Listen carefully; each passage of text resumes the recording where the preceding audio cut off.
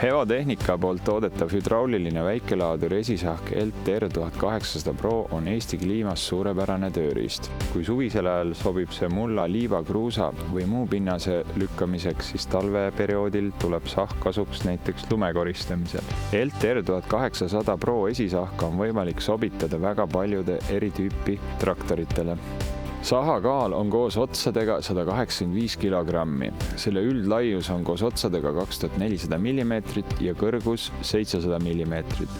LTR 1800 Pro on hüdrauliliselt pööratav 3 eri suunda, otse, paremale ja vasakule. Komplektis tulevad kaasa spetsiaalsed kummiterad, silemetalltera ja reguleeritavad tugijalad.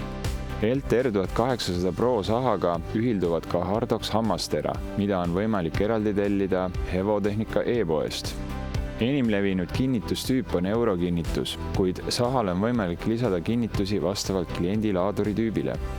Eestis toodetud hüdrauliline esisahk LTR 1800 Pro on saadaval Hevotehnika kodulehel hevo.ee.